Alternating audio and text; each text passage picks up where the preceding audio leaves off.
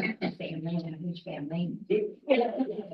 I'm saying it's gonna be like $200 and some a year, which is still nothing for a family. Over. Yeah, and actually that was even not even accurate, it's closer to, like 30 to 50 bucks, and but really small amount. More what I would think, yeah. Yeah. It's more what I would That think. it's an amount that people aren't even going to know. It's just like it's the tax on the gas, Well, you know, you're you still just don't gonna keep be- favor. You're gonna pay from, I mean, that money is still needed, Yeah, so. That's what whether you- so the governor's allowed us as a non-farm bill to put and to increase our sales tax 1% on everything. Because he's doing away with that grocery tax, which, like Chapin said, makes no sense to anybody because now you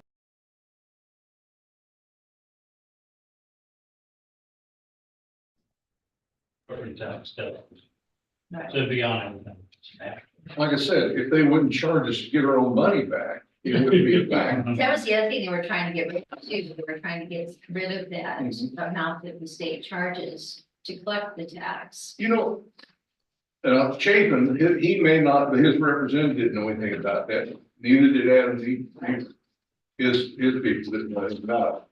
Yeah, But you get charged to get your tax money back. yeah. You They, said years ago there was no charge, right? right. Many years ago, there was no charge. And then it went to like they finally, I know they battled, I think it's like 1.7 now. Yeah, they lowered it. Yeah, that sounds about right. But I mean, little parity, go ahead and go charge us to get the money back that they already paid in. Yeah. It's a shell game.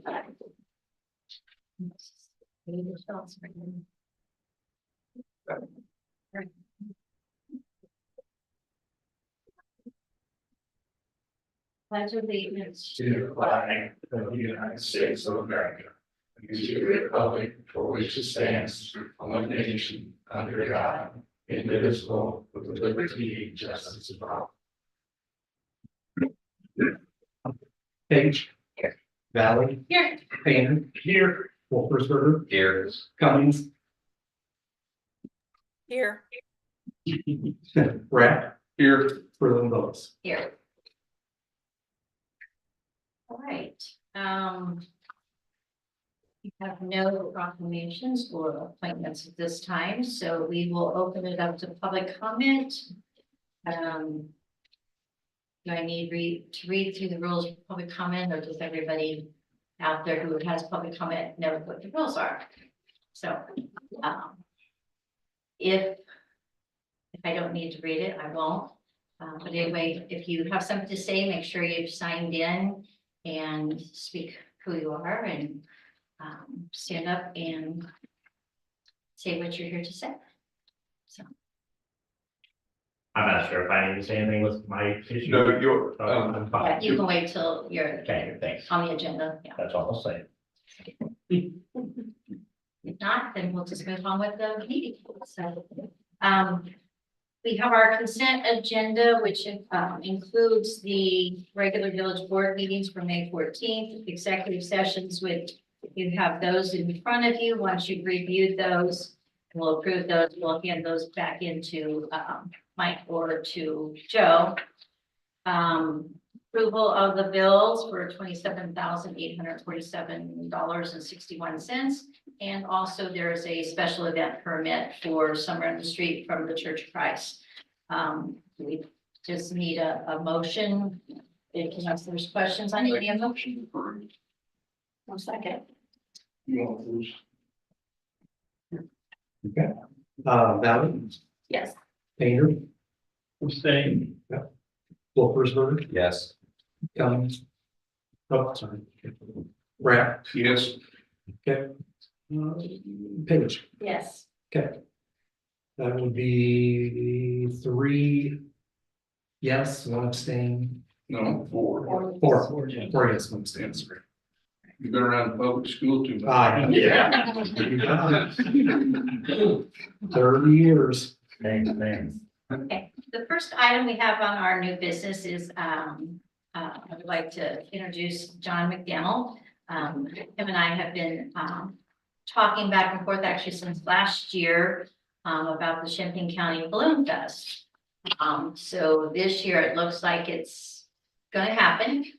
And so, I told him I thought it would make sense for him to just come and kind of share with you some of the things that we've talked about and what that might mean for St. Joe, to be involved with, in a small way, to have the balloons come and visit St. Joe. So anyway. I wouldn't say a small way, I think. Well, yeah, it actually will be in a big way. So. Again, I'm John McDaniel with the Champaign County Balloon Festival. Thank you, trustees, mayor, and Joe, for allowing me to come here and talk a little bit about it. We are a family fun and community fundraiser. We are a 501c3. We've been incorporated like that for probably about 4 years now. We are looking at Saturday, September 28th. And one of the reasons that we looked at St. Joe is because you may already know this. There are 3 hot air balloon pilots from St. Joe. Mark Woodard, Byron Denhart, and of course Brad Chisholm. So I just wanted to see about doing it here. Friday night would still be the events at Dodds Park in Champaign. Saturday morning, we would bring all 12 balloons out to St. Joseph Community Sports Complex. And of course, some of you may know it as Woodard Family Park. This is all weather permitting. We're an outdoor event and sometimes things just don't happen. So but anyway, one of the things that we'd like to do is to bring all the pilots here. And after that, about the possibility of having come back and have the pilots come back here to refuel and maybe have a breakfast with the pilots. It'd be a possibility to meet with, maybe have it at the firehouse. That's a possibility. We actually have someone here with the firehouse, Rusty. I'm looking. Okay. So I asked him to come because I thought it would be important if he heard your presentation too. Okay, okay. And we can maybe talk a little bit more about, but I think it would be good to, like I said, 3 of the pilots. I'm not sure Byron could be here, but I know for sure the other 2, Mark and Brad, could be here. You may know them, you may not know them, but this would be an opportunity where we could have breakfast with the pilots at the firehouse. That could also turn into, if they would like to do it, maybe a fundraiser where we'll take care of buying all the meals for the pilots and their crew and the sponsors that are here. I anticipate that would probably be around 60 to 75 people would be for all of that with all 12 balloons here. Again, it's all weather permitting. We would still even have the breakfast. If it's pouring rain, we don't fly. If it's extremely windy, we don't fly, but there's still a good chance. I mean, we're going to have them here, so they'll show up. Sunrise is at 6:47 in the morning. They cannot fly before that time, so I'm sure they would probably show up about 5:30 or so in the morning and unfold, lay out their envelopes and get ready to inflate. And again, they can't take off before 6:47 in the morning. That is sunrise. Let's see. Let me hand out here. Can we pass them down? Sure, appreciate it. So.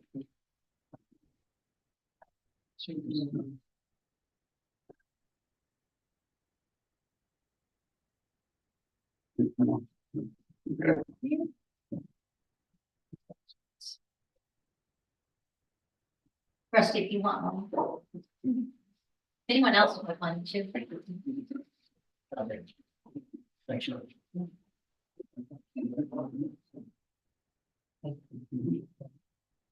I am proposing that the participation for the Village of St. Joseph would be one of two packages. There are actually 4 packages where people can participate in the balloon festival.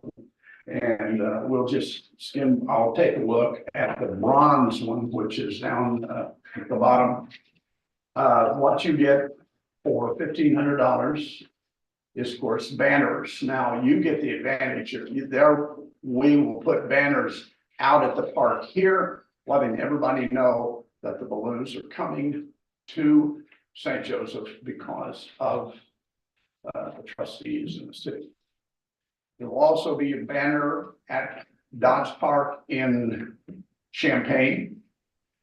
And then all of our website, we do a considerable amount of advertising on the website.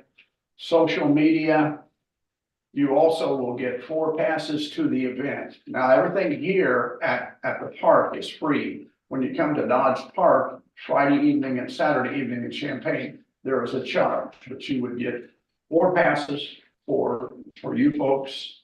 There would be 2 ride passes for the carnival. You get 2 VIP passes, which we do some things with pilots there in Champaign. And there's 1 crew position on the balloon. So if you guys want to arm wrestle or flip a coin or however you want to have it, there's 1 crew position. Another package that I do have, which just simply increases, is the silver, which is at 3,000.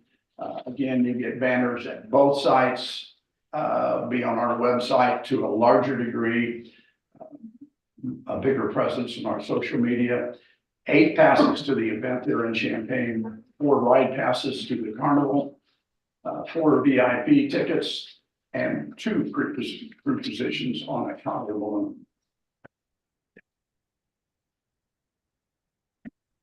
That's working well. Yeah, I'm kind of excited about that.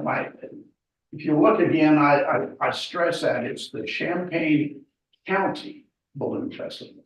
And I hope to certainly get the whole county involved as we go on year after year to do that. But I think St. Joe is a great place to start and get involved. I said, I know when we kind of mentioned it last year, I know it seemed like there was quite a bit of interest and people was excited about having the idea of having the balloons out here early that morning. And balloons are always exciting. And I've been to, I don't know how many of you have ever been to the Balloon Fest in Danville or even the last one we had in Champaign, but it's pretty spectacular. So even though it would be an early morning launch, but to have them here in St. Joe and what I was hoping for with the breakfast, if it worked out with the firehouse, that if they did open it up to the public, the kids could come in and all the pilots have pilot cards that has their names and a little bit of history about them being balloon pilots and his picture usually of their balloon on it and everything. And I know the ones that I've helped mark at before, I usually get to be the balloon card person to give away the cards, and it's pretty exciting to see the kids' faces because they like to see inside the balloons and then get a card. It's kind of like a collector's card, but anyway, I think it would be exciting to be able to have it here in St. Joe, and then hopefully as it grows, to have it as a regular kind of event out here in St. Joe. People could look forward to it and maybe even somehow figure out a way to do a parade with the balloons and their, they have all their balloon stuff that when they either coming into town might be kind of early to do it that early, but maybe as they're leaving town to head back to Champaign, maybe have them do one lap around. People, could see, I don't know.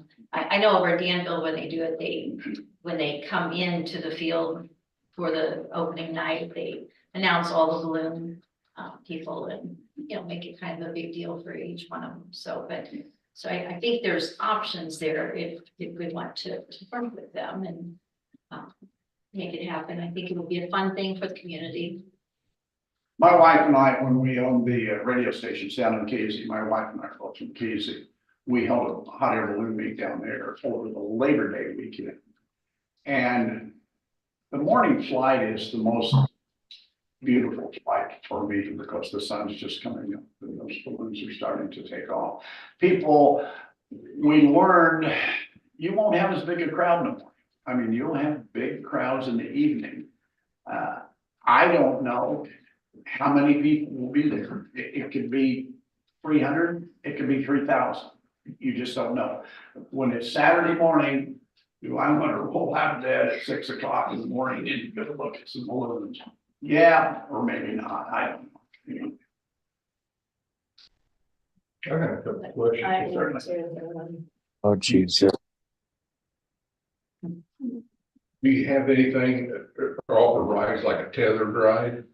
We offer that in Champaign, and that's kind of hard to do here.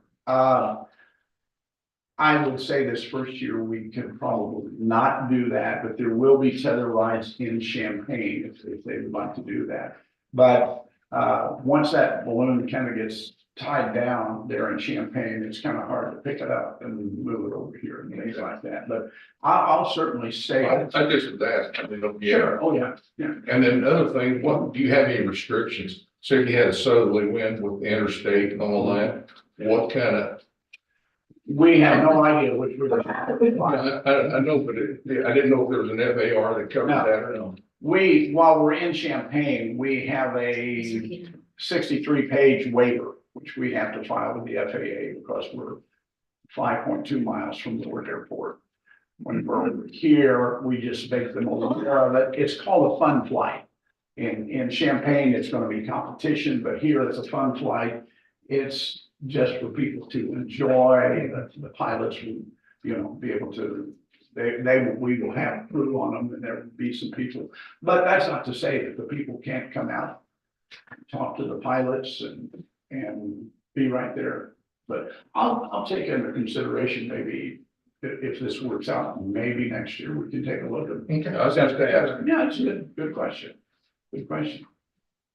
I mean, so do you only come out if we are a sponsor, right? So we have to. Yes, ma'am. 1,500, right? I mean, that's the plan. I mean, you're only coming, you're soliciting Sure. sponsorships. Mhm. And, how long is the flight? Like if they take off, like say at 7 in the morning, when would they theoretically be done? Generally, Come down. and again, they'll fly anywhere from 30 to 45 minutes.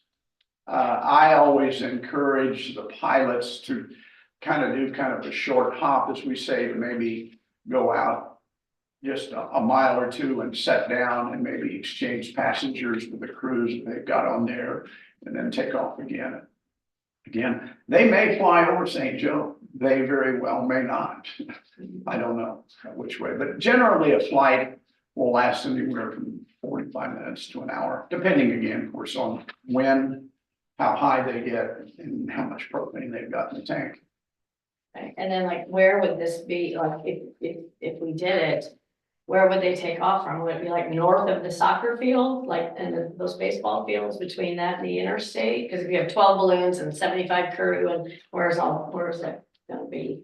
Yeah, it would use most of that open space. And then, like I said, and that is, like I said, weather permitting, if for some reason the weather was wet or, if it was swampy, then we would consider just lifting off from the parking lot. So, We don't want to get out and rain any fields or anything like that. So if it's wet and a little soft, that the balloons can launch from the parking lot. They don't prefer to do that, but to get a flight in, they'll do that. any other questions?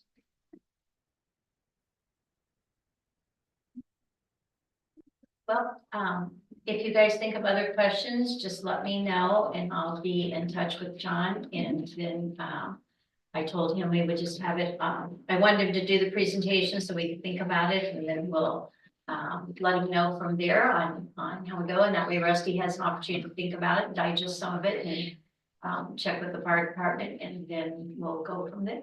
Okay. So- Again, there's no such thing as a dumb question. If you have a question, get with the mayor and we'll get an answer. Thank you very much. I appreciate it. Thank you. Great, thanks. Thank you. Okay, second item on our new business is, consideration for possible acceptance of mowing bids for the 2024 season. It's Exhibit 5 in your packets. You also got an additional, bit of information for it as well. They have my chicken stashes at the top, right in the corner. This is I was requested to get a rough estimate of our internal cost. So you can compare those with, what the bids are. So you have that information, and if you have any additional questions, I'm happy to get. What's your take on? Well, well, you just have a lot of acres, so no matter what, it's gonna cost you a good amount of money. And, what motivated you was with these upcoming, well, what I interpret what motivated everybody was the upcoming equipment acquisition cost is what motivated you to get quotes as to what this might cost to outsource it. I think that there's pros and cons to both. One of the things we would have to verify if we went and outsource it is we would verify we'd have to let the contractor sign some sort of agreement verifying their compliance with prevailing wage. And we would do that, so there would be that part of it, but then, with the Bison bid as a per mow, so if you theoretically you do one, you don't like it, you can cancel it after you do one as well, so that's how it was bid. You know, you're talking about an entire person, maybe 2 people a week, that's pretty well dedicated entirely to mowing.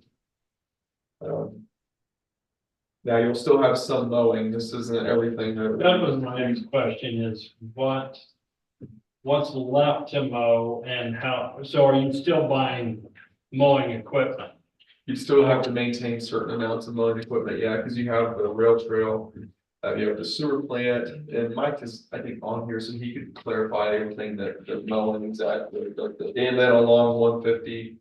But Mike, did I miss anything there that would still be in the municipal building and the annex building and those are? Yeah, I think you covered everything I said. We got everything. The bike trail, which is a contract, which you signed years ago. Yeah, sewer plant. Every incidental that we have, yes. The property here on the former Kipler property, which is nothing, that's a really small piece, and then the boat graveyard here for this season at least will be mowing, and that's one of the items for Public Works to do some brush clearing and stuff there. But you'll still have to mow.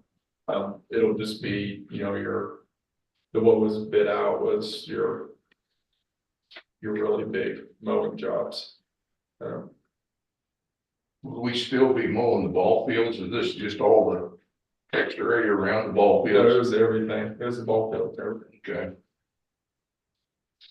So I will say, oh, excuse me, Yeah. go ahead. If we still have to keep up a certain amount of mowing equipment, then savings is really limited to employee hours. Is that kind of where we're at, and maybe the wear and tear on the equipment that we have? Is that kind of where we're at, I guess, is my question. I mean, you could hold off on buying a mower this year, that's one thing, But but you still. the need- mowing's basically gonna cost. Correct. Not necessarily, No, no, Oh. because, I mean, the one bid they had for that one mower was $28,000. If you took the highest bid on that, I mean, you're looking at almost 6 years. And by that, if you got a mower, you're gonna be looking 6 years from now, depending on the amount of hours and wear and tear. Or if you look at what the different expenses were here, you have to take that into consideration. I mean, $6,000 some dollar for that engine on that one mower alone.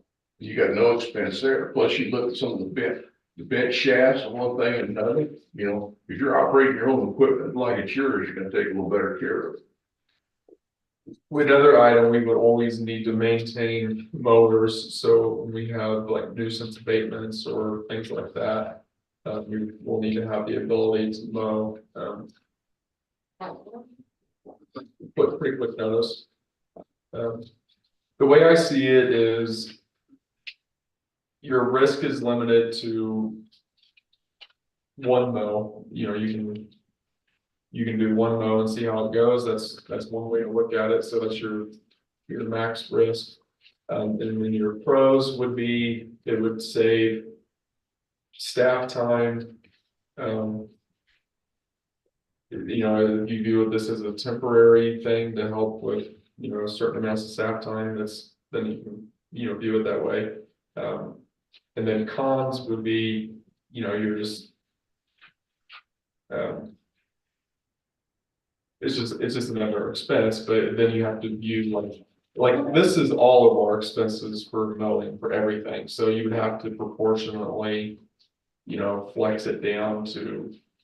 Include your rail trail and along 150 and the sewer plant, those other places that we outlined, so. Really, it's just a decision on how you want staff time allocated. Do you want it allocated on more, or do you want it allocated towards other projects? So. I've got a question on, I mean, every one of them's got different prices. I mean, if you cherry pick everybody here would be the cheaper. Now, one of them, when they bid that, it's one size fits, that you get it as a package, or could you specify? I never interpreted their bids as a package. Okay.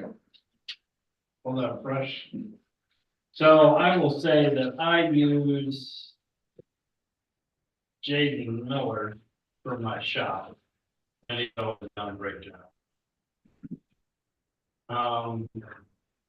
But I mean, I like the prices of the fresh cut. Best of all. What I was gonna do with it, I would probably, he seems like he's in the ballpark on all of them.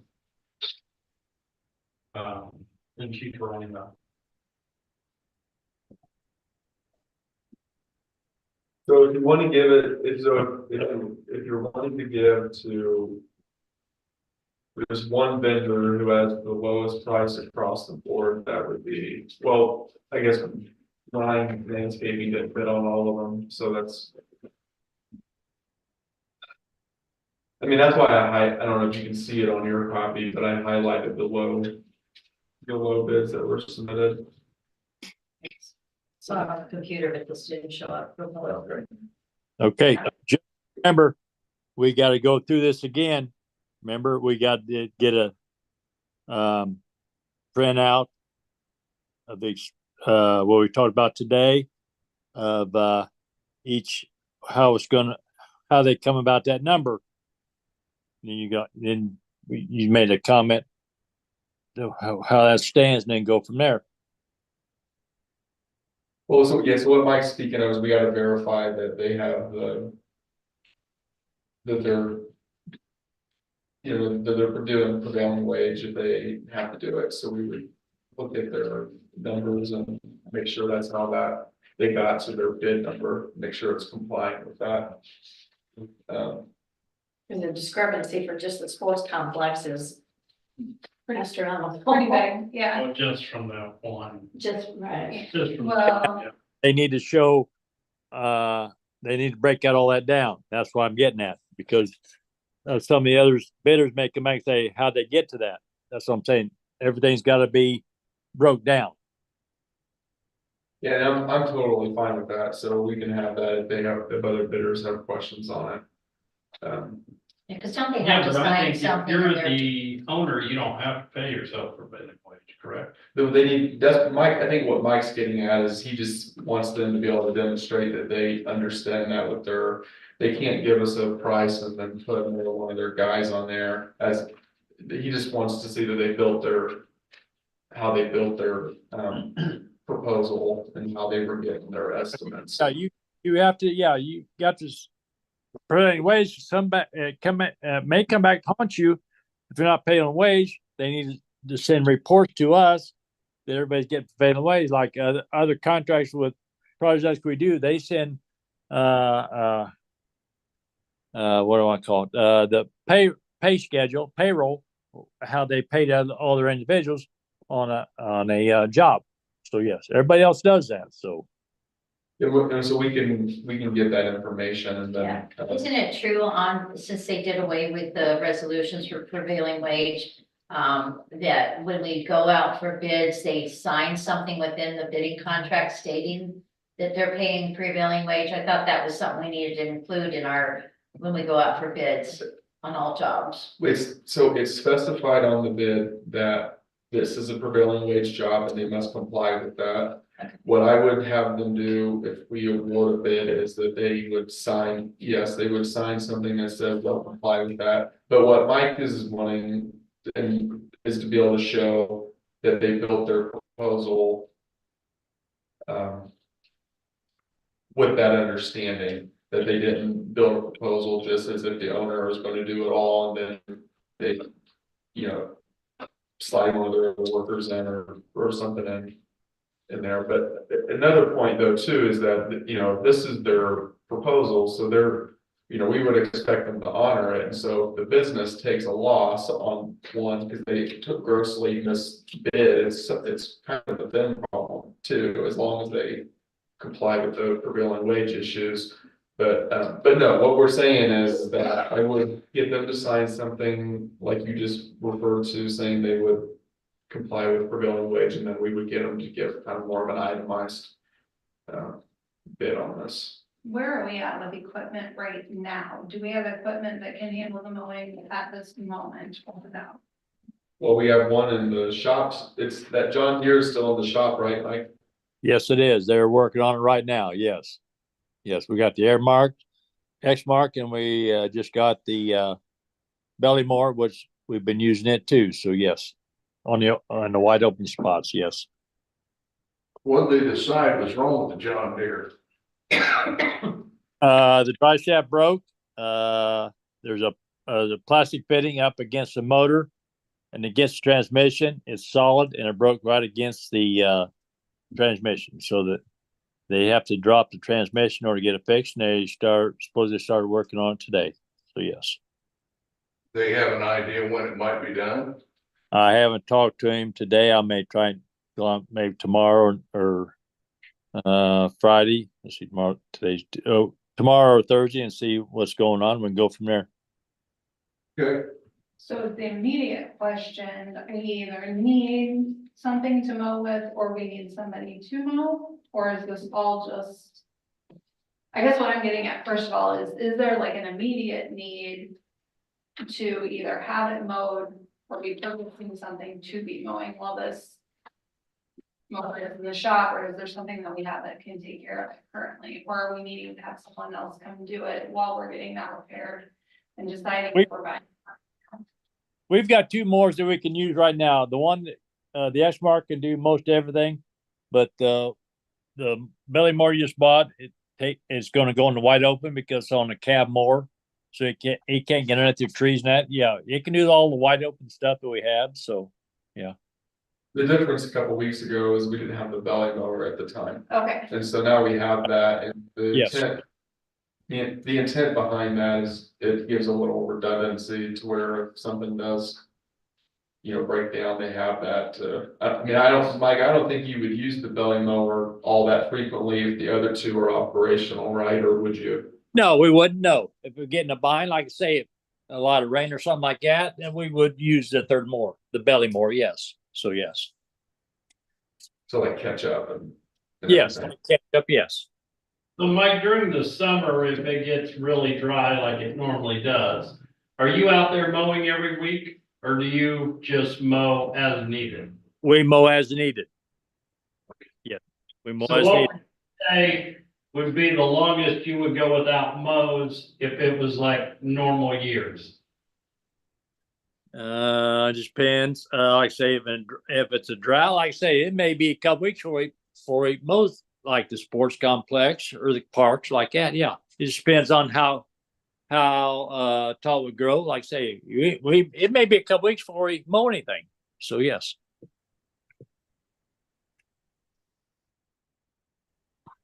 Do you know what prevailing wage is? We have a chart that I got on DOL that I sent to one of the people that was interested. Do you remember what that was approximately? Um. I can find that sheet here for you. I can remember the name. Yeah, the other thing that I always try, years ago, they used to always hire summer help for mowing. Which, you know, you paid them a different wage and then you didn't have your regular Right, laborers, this other list of stuff. working on it. And, but you know, it got to the point where it was harder to find good summer help. It seemed like, Mike, am I not right? The last few times we tried to get summer help, it was kind of hard to hire someone. Yes. Yeah. It was kind of hard to find somebody. Yes. Yeah, it seemed like that those are dwindling. Yeah. So, you know, that might be the other consideration is if you do decide to try it this way for a year, then maybe you can see what you have in savings as far as equipment costs, the wear and tear on the equipment, but the other thing would be is giving our guys the opportunity to do the skilled labor things that they're there for. And then, you know, a person, you know, I'd hate having some of our skilled labor just out mowing. If you could have someone that does it for a living, mowing it, and then our guys, you know, we can dig in on some other bigger projects that they're more skilled at. Is something else to consider, so. Okay, but right now we do have a guy. I want to call him part-time, but does all the mowing. Yes, Yes, through the service. Yes. so, is that Hector? Yes. Yep. But does he do other things too, or is he just primarily mowing? He mostly mowing. He gonna be the flower watering person too. Yes. So yes, between I the mowing and the watering flowers. Yes, he's gonna be doing that for right now. Yes, during the summer. Yes. What happened with the mower that busted? That was a John Deere. Yeah, but what actually made that happen? We don't know. He was just mowing and all of a sudden it quit. So on the motor side, there's a rubber coupling that attaches and don't know whether it broke first or the side on transmission, which is solid shaft, broke. Don't know. He was just mowing and it just quit. So we don't know. No, there's So nothing. is that some sort of warranty? No. No, it's out of warranty. No, we've had it 3 or 4 years probably. Yeah. Are there shear pins on those shafts? Not on the shaft itself. No. Nope. Usually you have some kind of protector on that. I just wondered if there was one. No, maybe the only thing that what's that one? Be the knuckle itself would break, but no, it didn't break its knuckle. Staffing wise, is there currently a problem getting through I mean, I see the list in here and it does look like a fairly good list and some things that maybe have been on a little while. Is it helpful to you, Mike, if someone else is kind of taking care of mowing? Are you able, I mean, I'll be honest, I don't know if this is a super long list, if this is not a super long list, how long this takes. This is all relatively new to me. Oh, So, we start at one end. It usually takes. We start maybe the sports complex. It usually takes a week to go clear the sewer plant. You got 40 acres at the sports complex, and you work away. We got the bike trail with the contract with them. We got to keep it mowed. Sewer plant. Right, I guess the question is because of all the hours that are spent mowing, is the to-do list getting longer? Would it? Or do you feel that you guys are able to keep up with everything else and the mowing? Yeah, because we more or less designate him like saying everybody else works on everything else. So that's what he was more or less hired for, is do the mowing and like that. So yeah, that's, as of right now, yeah, we can more or less keep up. Yes. Month to month right now, I mean, I know it's a wet month and this is a busy mowing time, month to month, there's no problem kind of getting through the list and keeping up with the mowing right now with the current staff.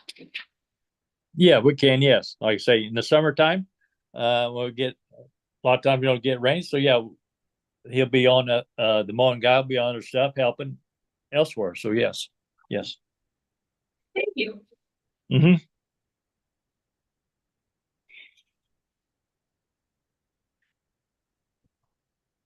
Personally, I'd like to look a little bit at like the actual numbers, maybe somebody has to try to. It's a lot of different apples to oranges to me, to figure out financially what the better decision is here. For this, we're gonna go ahead and fix that other mower no matter what, right? That's what's going on. The job is right. But that was one that they wanted to trade off. No, That's one that they had on their wish list that was 28 grand. But if I go in ahead and this, I don't know, this would be several $1,000s for that, but it's something to consider, okay.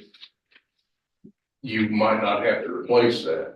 as soon as. Yeah, so it would actually be cost effective. So, I mean, it's like the big thing is if you got things that need to get done, does that free up the staff to do something else? I don't know. And he's slowing down because he doesn't have as long of a list to do.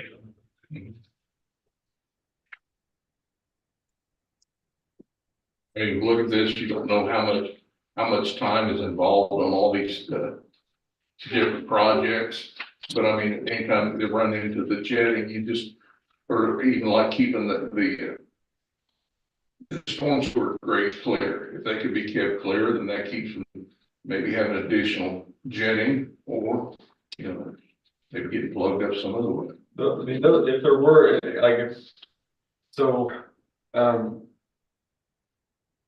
if there was two areas that I would like, you know, there would be more time allocated to, it would be the, you know, jetting and then also the street sweeping.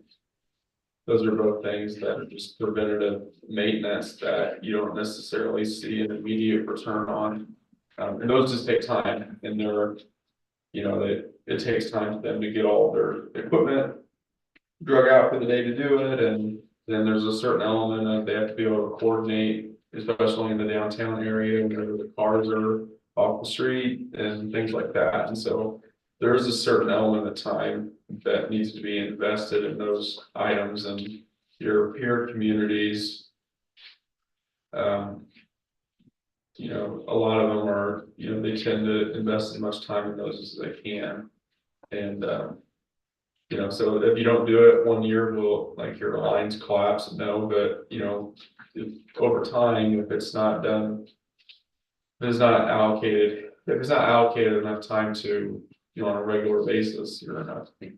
And I think those things are important, like I said, especially with our drains and things, you know, by keeping that debris off the streets. And I know just like with last week with the heavy rain that we got, you know, I know when I was out walking, you know, those drains get filled up pretty quick with all the debris. And if we don't get them before the next rain, then that street's gonna hold more water and stuff. And plus whatever's on top is gonna sift its way down, and then it's more work for them to get the back truck and get them all cleaned out. So to me, it is much more efficient to stay on top of it on a regular basis than wait until it gets clogged up and then we have to, because there's a problem. But so, you know, if it's a matter of freeing up time to do that more on a regular basis, seems like it would make sense, but yeah, I don't know, it's a new thing, trying to weigh what makes sense and not make sense on giving it a try. And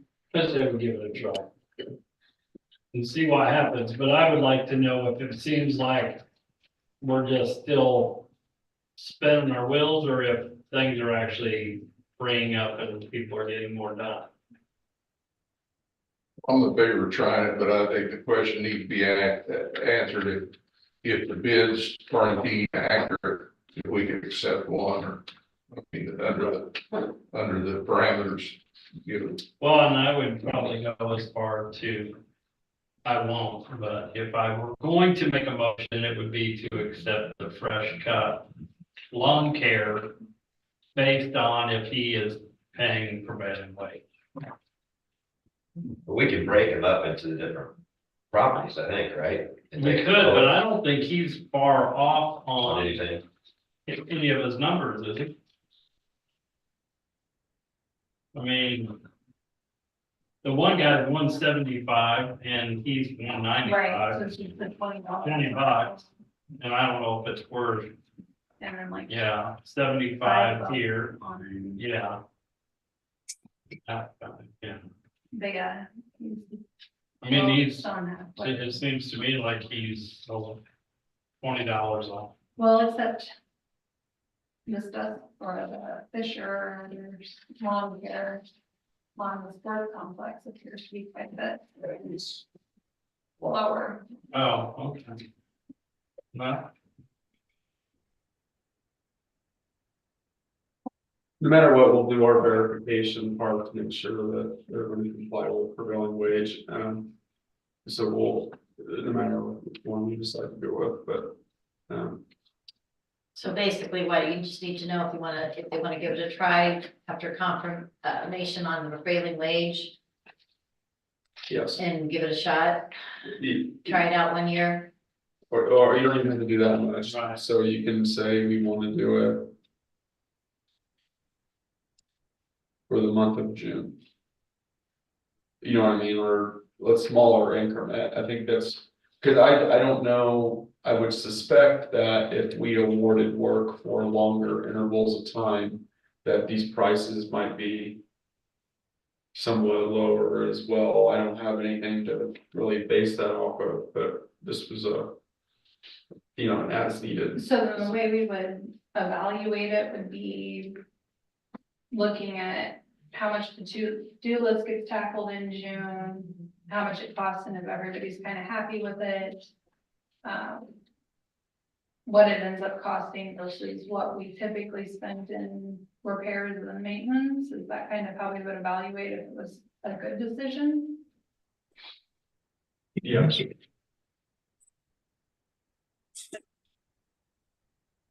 so where is?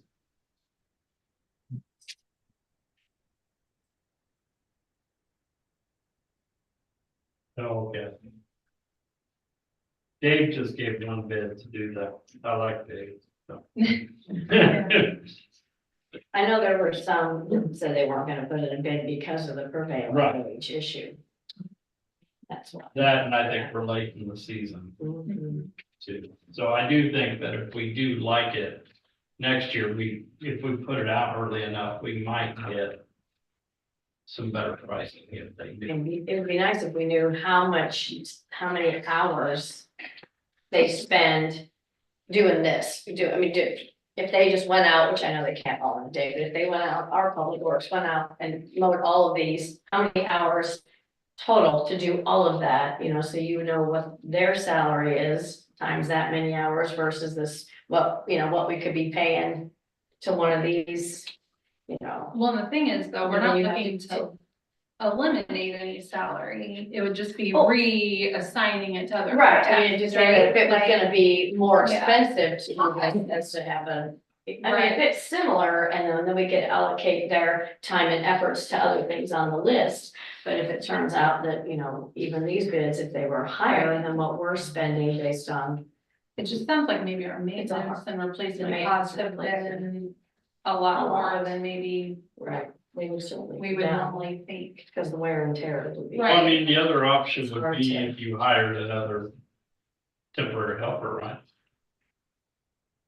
That you dedicated to mowing. But then Then we still have wear and tear. Maintenance. Sure. Which is the main. I don't think you're gonna get away from the repair and maintenance. I think in the gas and stuff. I think that it's gonna be something like, you might be able to do away with not buying a mower as quickly, because you're not using it as much, but.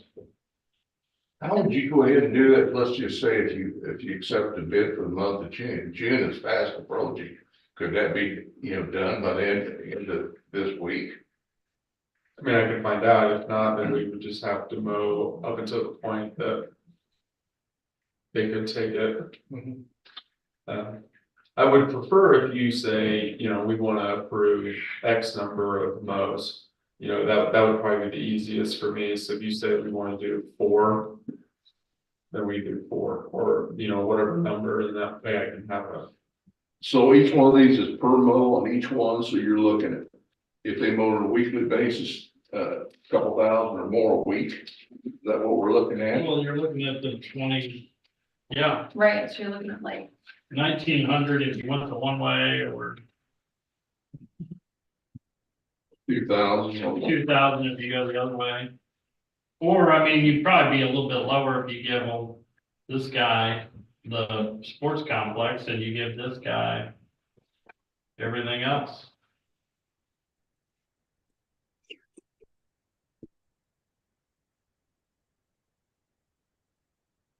but if we have if we have sufficient equipment to be doing it, and if the thought is that we're not falling behind any further on the list, We're paying and to fix the new one. we're already paying. Yeah. Right, then aren't we only adding the cost of mowing? Yeah. If we do this, because then my thought is no, and we give it another 2 to 4 weeks, and we see like, okay, is this list going down? Are we getting through, do these guys have enough time to accomplish all that's on the to do while we have the equipment? And then maybe if it gets to a point where either that further equipment breaks, if we have more problems with, another expensive repair, at that point, then we're looking at it, but if we're already having to fix the mower and pay for that. And we've already got equipment that can mow. And I mean, Mike, to me, is expert here, and he's saying that they can keep up with getting through their list. Of my 2 cents is then I'm inclined to say, no, we don't spend this extra money right now. We wait until either there is another major cost, or at the next meeting, or we have the public works report, we say, okay, these things were on the list last time. And we're supposed to, that says to me that maybe our guys don't have enough time to get to everything. But if he thinks they do have enough time to get to everything, and we have the equipment currently, it's really not costing us anymore to have our own guys do it. If I'm understanding everything correctly. When someone tell me if I'm not. Well, so if you want to do a wait and see approach and just weigh that against the pace at which certain things are, getting knocked out, we can do that, and then I can, in the meantime, get verification from these folks on the prevailing wage stuff and get a more itemized, proposal. Then that'd be a way to, we can check in 2 weeks and see where we're at. Yeah, Mike will have a better idea too on how he's keeping up on stuff, getting Right. projects done. So, and hopefully the rain will stop and maybe the growing will stop a little bit, slow down. Slow down. Yeah, I know, it doesn't look like it's just gonna keep raining. Or like Angela mentioned, maybe then, since we know we're kind of looking at this, if the next time someone moves out of the sports complex, if they can track just the hours for just the sports complex and just the hours for just, kind of track a separate hour, separate those hours a little bit, even if it's on a notepad. For one time, just so we have an idea of just. So we know how much it costs us For for, just the sports complex, and then also how many hours are spent for all of those things that we didn't get bids on? How many hours go towards, because like here, we're getting all of the hours combined, right? but for one mow, is it 6 hours at the sports complex, 3 hours on the rail trail, 2 hours at Cold Park? You know what I mean? Like break it down, one mow, how many man hours does it take to do each thing, whether we got a bid on it or it's something we didn't get a bid on. Right. Yeah. And with That's the one we with can the new talk guys, about. though, the hours that they're keeping on the new system, does that break it down? Not by location, we would have to add, That would be something more specific than, One of Hector primarily does the mowing, maybe if it's explained to him, like, hey, when you start out here, can you just write down, I started at 8:15 at sports complex and I finished at whatever, I don't even have a clue of how long that takes. it seems like they should be able to break it down on. Right, Spot. just for one time, I'm not meaning that they don't need to track that forever, but just so we kind of have an idea. And those are good numbers we should have anyway, especially if we're thinking about doing something different, so. I think that for sure would be good numbers. We'll make sure that also includes if they weed eat or. Yeah, Other things. yeah, So you. Right, 'cause you that's- compare apples because to that's all in the, right, I mean, I know we'd have to take into account, you know, the more wear and tear on the equipment, but it would be better to have a comparison to know that, well, it's gonna save us X number of dollars if we farm it out, you know, or it's gonna cost us so much more that we might decide, oh, well, that's an easy call, you know, to not, I mean, it'd be nice to get this stuff, you know, to free those guys up to have more time to do this other stuff, but, you know, without it being a apples to apples comparison, Right. it's hard to make that decision. I guess I, when I was looking at, it, say on an annual basis, a per mow basis, so you're looking at considerable cost each month doing that, but I think go ahead and you do get the numbers. How much time being spent there, you know, and you gotta figure, if nothing else, look at the hour meter on the machine, how many hours you putting on it, yeah. the different things. And that way you can kind of put the formula, what the lifespan is, one of them. That would be my request if it's not. Okay, so we got that figured out. we'll just, revisiting it for 2 weeks. Next item is consideration and the possible acceptance of our design services. The proposals are on item 6 in your packet. We went out to bid for a couple different architects to consult on how to do the layout for the remodel of the church building for the municipal building. You know, I don't know how to compare. I mean, if you went from the lowest bid, this MJO would be the one, but there again, what all's contained, to me, I'd like to see just a rough drawing. Okay, this is what we envision, you know, the engineering to go through this, all that would be this, instead of I got no history with any of them. And if you gotta make a decision, it seems like you pick the cheapest one and go on. But- You met with them all, Joe, right? Yeah. Do you have a recommendation? Well, you're not gonna like my answer, I really don't, I would like to say that. I think that all of them are talking to each one of them, they're all capable. And seeing that their prices all are in the same general area should make you feel like. This is probably what you're looking at cost wise, whenever you get these firms, I think that should give you a little bit more validation as the pricing is. The scope of work is similar, so if you look through their scopes of work of what they would provide. They're relatively similar. No noticeable differences really, as far as I can discern. All of them, with the possible exception of in the NJO. Has done work in Champaign County. I mean, MJO might have done work in Champaign County. I don't want to say that as like 100%. But IGW Architecture redid Ilias. And then Reefstack has done a lot of work on at U of I, and they did, and I think they did Savoy's. Did they do Savoy's municipal or community building?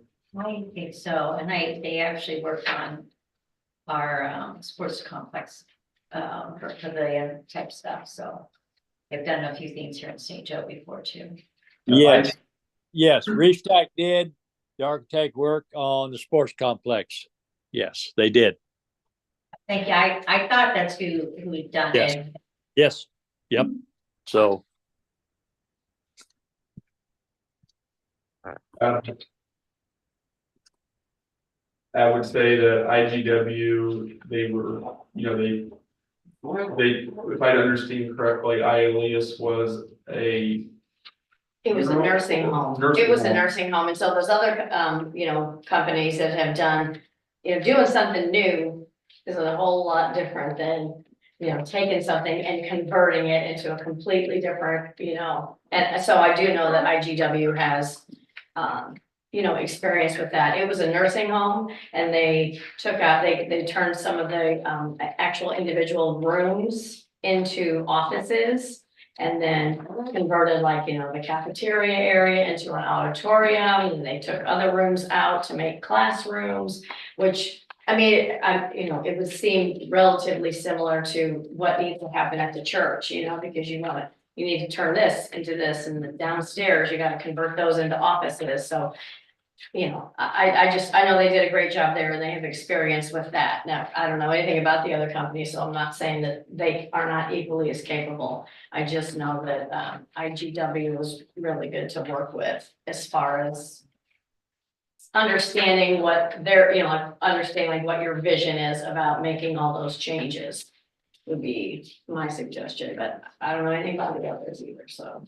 Reach Deck is who worked with trustees before, is that right? Yeah. And did they say something last time about how they had the multiplier in here for like the 10% upcharge on the Park Feeds invoices? Did they say something about, since we contract with Park Feeds, that maybe we could Use them for civil engineering. and pay them directly rather than pay the extra 10% to go through them? Yes. So the 42,000 could potentially come down a little bit if you take that 10% of this 21,000, is that right? Yes, Is that just civil or is that mechanical and electrical as well? just civil. Just the civil, so it's really just $640. Okay.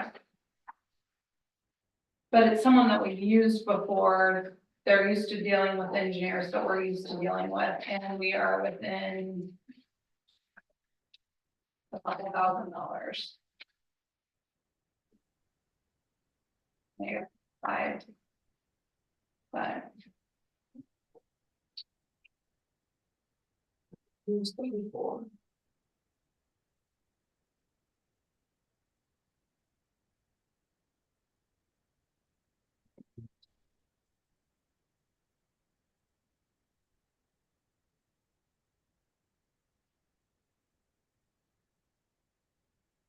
I can live with all three of them, so yeah, trustee Rapp, I understand a rendering would be helpful, I don't know if I can find that for you for a firm that's willing to do that work up front. They want to get paid to do it, and I don't know if they're, you know, you could, if you know of somebody that would provide that as part of like a quote, I think that'd be helpful to add to our, Well, I think that's the only way I could delineate between the three is if they had, okay, this is what we anticipate. And somebody else, they said, well, this is what we anticipate. You look at that and I think, well, overall, I'm not talking about room dimensions, all that, just a rough sketch. This is what we envision. And that way it causes you to say, well, this looks like a better option here, or that one as it is. Like I said, I don't have an opinion of the three other than, you know, so it's got a recommendation. That's fine. I would just pick the cheapest one. I was just looking through the different things that they had and they kind of outline what they're going to do. The only thing I did think it says blueprint, but it's got schematics and other stuff. So Ben, like you said, they're all pretty well the same. So I mean, I don't know. Yeah. I don't have an opinion. 42, 37, and 34. All of them will give us a conceptual design Right. on what we want. So, you know, I think that's what we dictate to them on what it is where we kind of want ideas, or, you know, let them know what exactly it is that we need, office space, you know, Well, they kind meeting of, space. that MJO outlines, they're pretty well outlined. That's what I said. Right. You know, but MJO it's kind of big in the boat. MJO saying they exclude civil engineering services and the rendered floor plans, correct? So wouldn't that be what the civil services are from Race Deck? So if they're excluding those, then, and we're still having to pay for that, then I think it negates the cheaper portion. Wouldn't the conceptual drawings be I'm just like a saying, floor plan? well, under excluded services, it's listed out as rendered floor plans. And then the civil engineering services are excluded from this quote.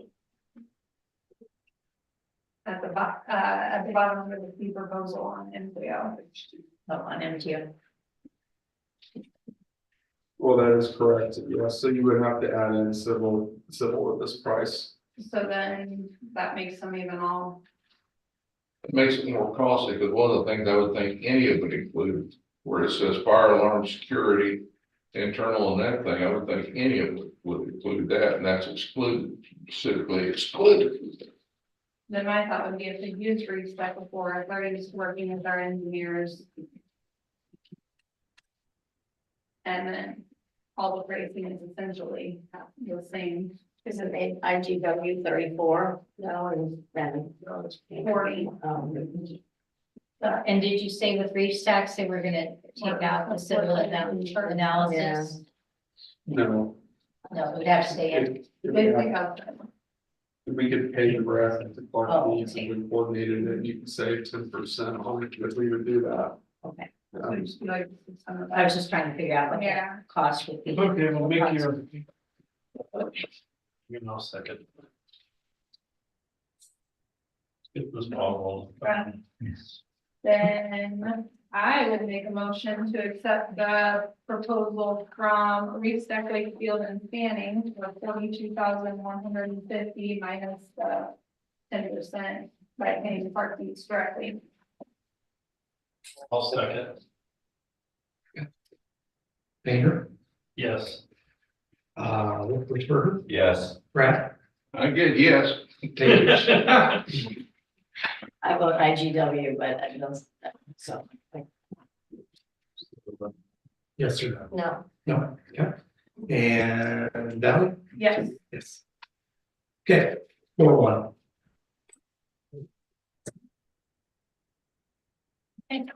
You need anything else on that, Joe? All right, the next thing in your packet is exhibit number 7, the approval of the 2024 business grant funding recommendations from planning and zoning.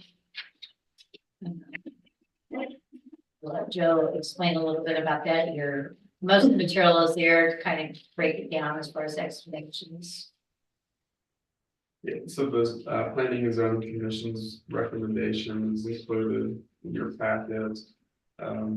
Really, I would just say you accept their recommendation as presented and then direct staff to negotiate or to create development agreements with each one of the applicants receiving grant funds.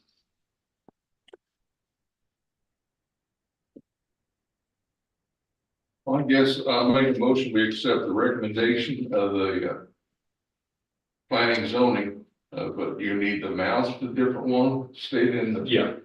With 3,600 going to Thompson Chiropractic, and 6,400 going to the Matrix Development Group. Second. And they have development agreements as part of it with each applicant. Okay, and have development agreements. Thank you. Okay. Wolfensberger, Yes. Brad, Yes. Page, Yes. Valley, Yes. Painter, Yes. I vote. I don't really tips for the one looks great.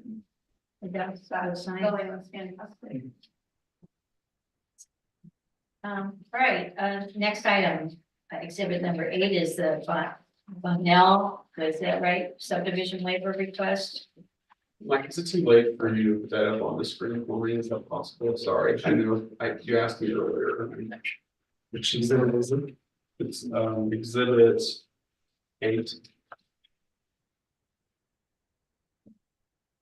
This No charge, right? This is a pretty simple one. This is north of I-74. They're looking to split their lot in half. That's in the middle of Better Hills, right?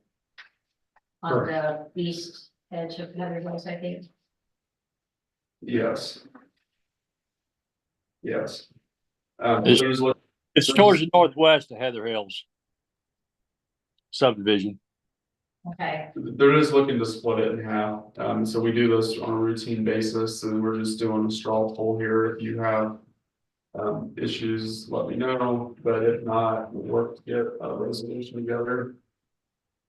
Are they in agreement to the annexation? This is the different one. Okay.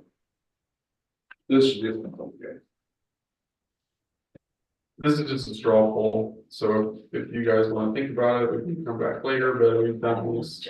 Right, no objection. Okay. All right, then I'll work with Mark to get that. thanks. You want to make the officials? No, I Okay. think- Right. Remember we did that with the thumbs up, yeah. Yeah, thumbs up. All right. Old business. No, on old business, we have, two items. We have to address them both separately. One would be consideration of the ordinance of approving an annexation agreement, for lot 3 at Mitchell's. Is that Mitchell's Court, I think is what it's called? Or Mitchell's subdivision. Yeah. So,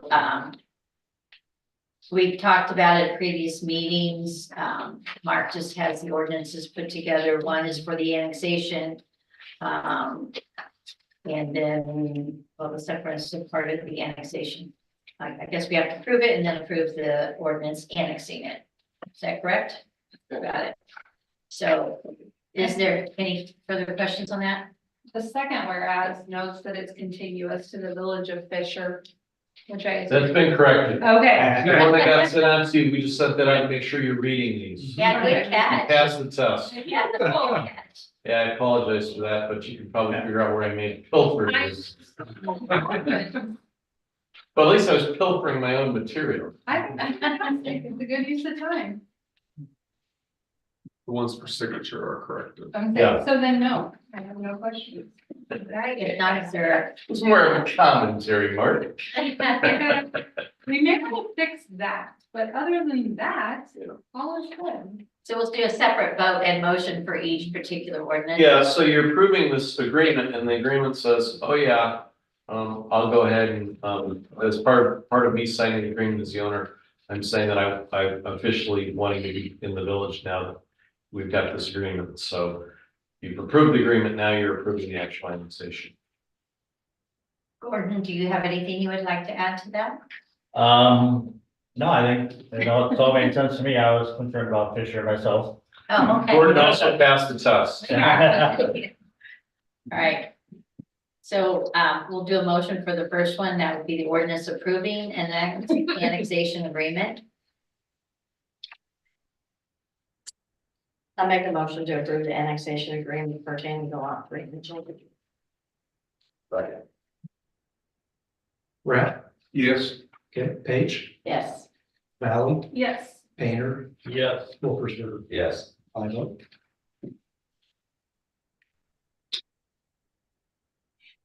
And then the second one is consideration of ordinance annexing lot number 3 at Mitchell's to the village of St. Joseph.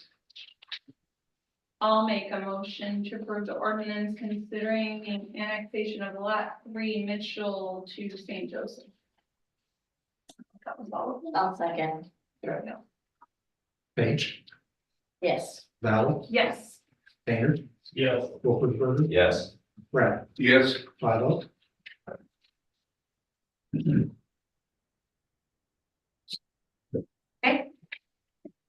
There you go. Am I allowed to say thank you?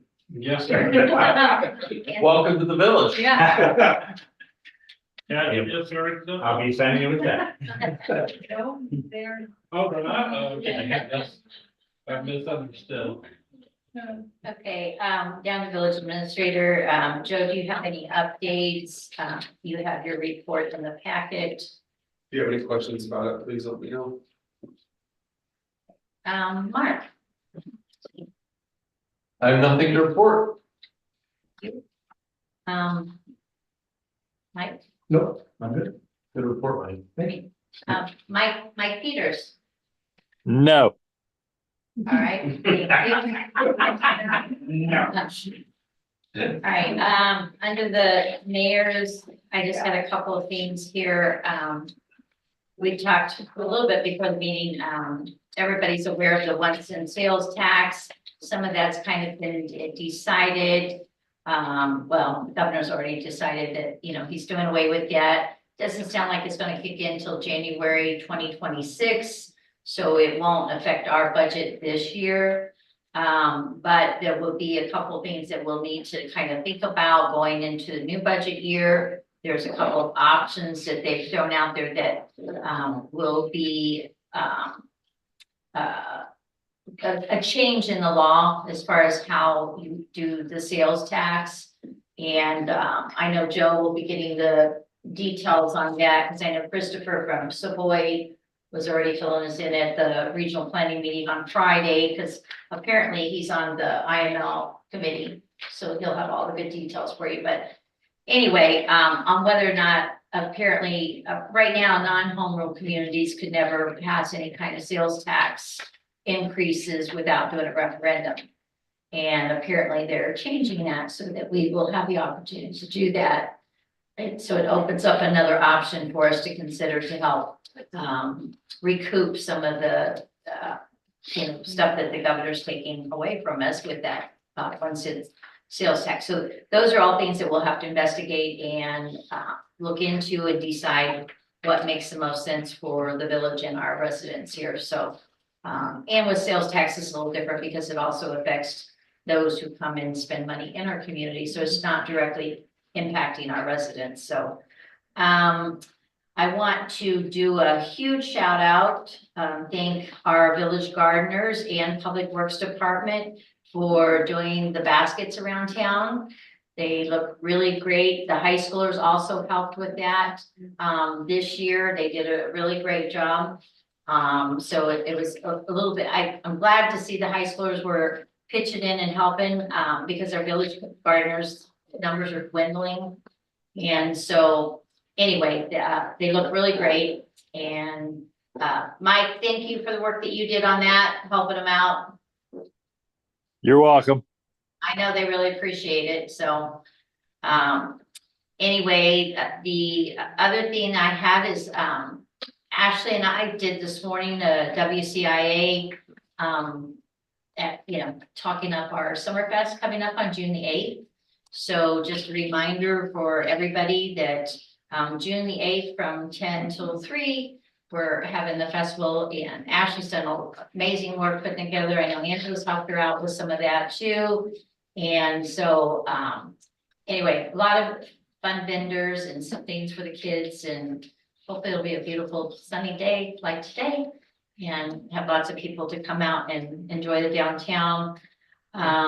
The other thing I want to just point out to the public, we've had some issues with solar companies and other solicitors in town that aren't registering in town. And so some of them, as my understanding, have been pretty pushy in the community. So just a reminder to the community, if you have them come knocking on your door, you just need to ask to see if they have a permit. If they don't, go ahead and call the non-emergency number, and the deputy can come and ask them to leave town.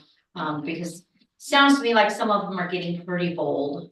And some of them aren't very good about They can't maybe answer they're- questions. yeah. So anyway, but that's my understanding. So, and then another thing I wanted to thank Joe for bearing through another county board meeting last week for 3.5 hours. But with, this is your third county board meeting. I know I went to you with one of them, but you've been to 2 other ones. But anyway, with that, he's done great presentations, and due to that, we will have a total of $200,000 coming to the village for our stormwater projects. So And that's pretty much what it was designated for, was strictly the stormwater, what it would be tied to. So, so he'll be working with them to get all the paperwork that they'll need. We have to like finish the projects and stuff to recoup that money. So, but anyway, it's part of the ARPA money that the county's getting. So, it was good that we were able to advocate. Also, our 2 county board reps for, our area were very helpful in that too. So, would like to thank, John Farney and Aaron Esri to help out, for us to get that. So, anyway, so along with that and some of our other ARPA money and also the DCEO money from Chapin Rose, that we're submitting paperwork to, we have to also do the work there and then submit it and we get the money recouped.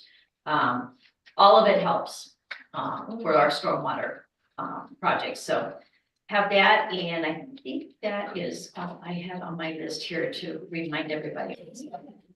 Anyway, that's all I have on my report. So, Board of Trustees.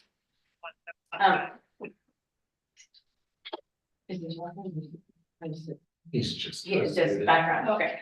I want to thank Mike for getting the notes to us so quickly, the meeting minutes. You did a great job on those, so thank you for that, because I know you've been just thrown into the fire there.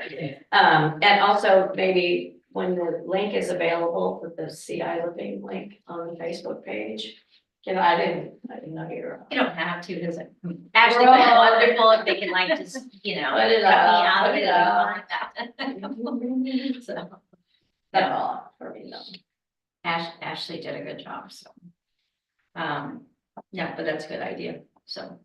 Any other trustees? Well, I mentioned before, and that was the funding for the parks recreation, just change, I mean, it's not gonna totally fund everything on the parks and recreation, but just transfer the video gaming tax and the marijuana tax that we get, we get revenue from that, just put that to the parks. And that way there is some dedicated funding. And if we get some more, then we can go ahead and increase it. It's still not gonna, all of it combined, isn't gonna even cover 50% of what's spent out there. But at least you have a source dedicated to that. If it increases, then so be it. And if we do go ahead and develop a solar farm or something like that, then maybe the Parks and Recreation be on the way to funding itself. Or if different projects, when you've got ball teams and stuff, now you've got a little bit of source of revenue to work with.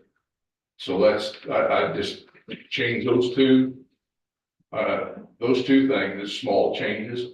It's still not gonna fund all of it, but it's a start in the right direction. It's coming out of general funds now, so it's.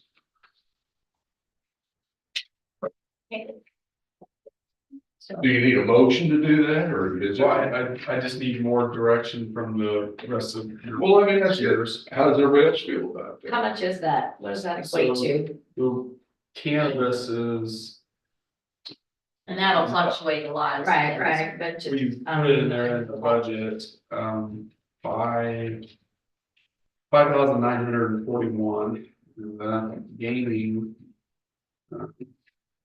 Roughly 23, 25, something like that. Will those currently go into the general fund, and the general fund is what's currently paying? Right. Kind of. We brought in 27,000 in video gaming last year, and that's currently going into the stormwater fund. It was when gaming came to St. Joe, that was kind of the bargaining chip.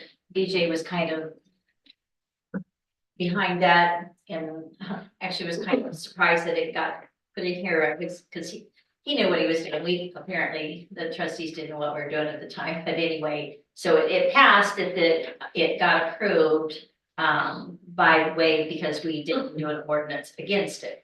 So anyway, with that, part of the bargaining chip of allowing that was, we had agreed to, it's like, okay, if we're gonna have a gaming in town, let's make good use of the money. And so at that time, we designated the money to the stormwater fund to build those funds, because at that point, we weren't able to, didn't have any designated funds for stormwater per se, and we have had a lot of stormwater projects desperately needing to be done. And so that was a good place to put it there at the time. So it's been kind of a dedicated source of revenue, along with, see, what's the other one we put in there? The Communication. half-cent sales tax goes into stormwater, so. So the stormwater would still have the half-cent sales tax money going in there, so if you took it and put the gaming over to the bottom, so. I mean, does it make you feel warm and fuzzy that it has its own little I think, money going into it? So, I feel better knowing that it's got some money dedicated to that. That maybe you got some money that you know you got to work with. It's still not gonna be enough, but it's, you know. Maybe putting your finger in a broken dike. I'm fine with it. Yeah. And you can always shift the funds for a few years, and if we see the stormwaters really needing some attention. You know, I don't know, maybe you wanna revisit it at that point, but yeah, I don't, Well, it's just, we've had so many bills, lighting and one thing and another.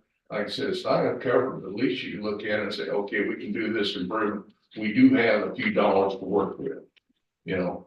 I mean, that's, my thinking is that instead of kind of looking, when people come, can you help this? And you say, you know, we've only got about 5% funding for the split it is. So.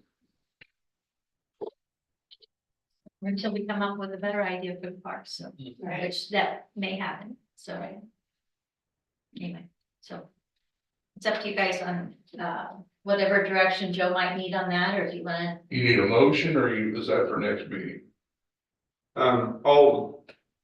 We can do it next meeting. Okay. Yeah, we can do it next meeting.